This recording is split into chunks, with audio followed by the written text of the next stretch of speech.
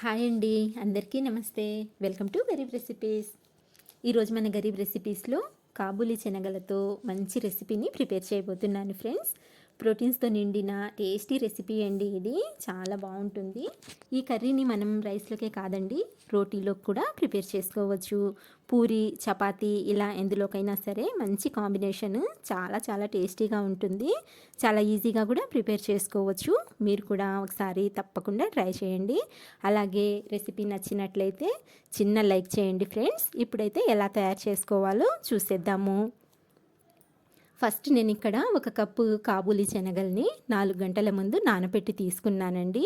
ఈ శనగల్ని ఒక 2 సార్లు నీట్గా కడిగి ఇలా కుక్కర్లోకి తీసుకొని ఇందులోకి 1 గ్లాసు వాటర్ని వేసుకొని అలాగే తగినంత సాల్ట్ని కూడా యాడ్ చేసుకొని మూత పెట్టేసి గ్యాస్ని మీడియం ఫ్లేమ్లో పెట్టుకొని ఇప్పుడైతే 3 విజిల్స్ వచ్చేంత వరకు మనము ఉడికించి తీసుకుందాము. ఇక్కడ నేను 3 విజిల్స్ వచ్చిన తర్వాత స్టవ్ మీద నుంచి పక్కకు తీసేసానండి. ఇక్కడ చూడండి, శనగలు చక్కగా ఉడికిపోయాయి.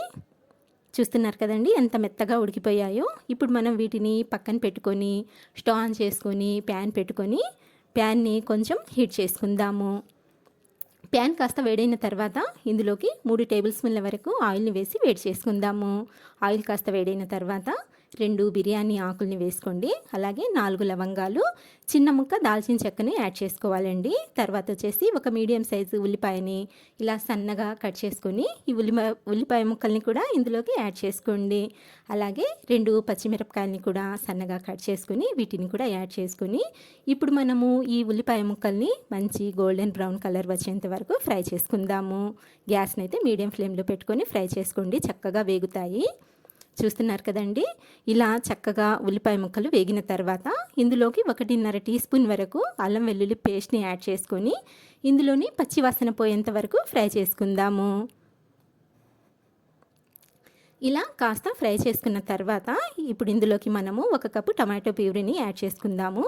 ఈ టమాటో ప్యూరీని కూడా 2 నిమిషాల వరకు ఇలా కలుపుకుంటూ మగ్గించుకుందాము. ఇక్కడ చూస్తున్నారు కదండి, చక్కగా మగ్గిపోయింది ప్యూరీ కూడా. నెక్స్ట్ 2 టీ స్పూన్ల కారం వేసుకోండి. అలాగే 1 టీ స్పూన్ ధనియాల పొడి, 1/2 teaspoon garam masala, 1/4 teaspoon వరకు పసుపుని కూడా యాడ్ చేసుకుందాము. తర్వాత వచ్చేసి 2 టేబుల్ స్పూన్ల ఎండు కొబ్బరి పేస్ట్ని కూడా యాడ్ చేసుకోండి. ఈ కర్రీలోకి ఈ ఎండు కొబ్బరి పేస్ట్ అనేది చాలా బాగుంటుందండి, చాలా టేస్టీగా ఉంటుంది. దీన్నైతే కంపల్సరీగా యాడ్ చేసుకోండి. ఇప్పుడు మనం ఈ మసాలాలని ఒక 2-3 నిమిషాల వరకు ఇలా ఫ్రై చేసుకుందాము. చూస్తున్నారు కదండి, మసాలా అంతా చక్కగా ఫ్రై అయిన తర్వాత ఇందులోకి మనం ఫస్ట్ ఉడికించి పెట్టుకున్న శనగల్ని యాడ్ చేసుకుందాము. ఇందులో వాటర్తో సహా వేసేసుకోండి. ఇలా శనగల్ని యాడ్ చేసిన తర్వాత ఒకసారి బాగా కలిపేసుకుందాము. ఫ్రెండ్స్, ఇందులో మనము సాల్ట్ వేయలేదండి. ఇప్పుడు నేనైతే ఇందులోకి సాల్ట్ వేస్తున్నాను. ఆల్రెడీ మనము శనగలు ఉడికించినప్పుడు సాల్ట్ వేసాం కాబట్టి కొంచెం చూసి వేసుకోండి.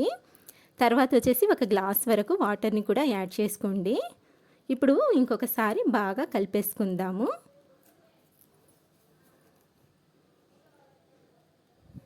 ఇలా మొత్తం అంతా చక్కగా కలుపుకున్న తర్వాత మూత పెట్టేసి గ్యాస్ని మీడియం ఫ్లేమ్లోకి అడ్జస్ట్ చేసుకొని ఒక 15 నిమిషాల వరకు ఈ కర్రీని ఉడికించుకుందాము. ఇక్కడ చూస్తున్నారు కదండి, 15 నిమిషాల తర్వాత మూత తీసి చూపిస్తున్నాను.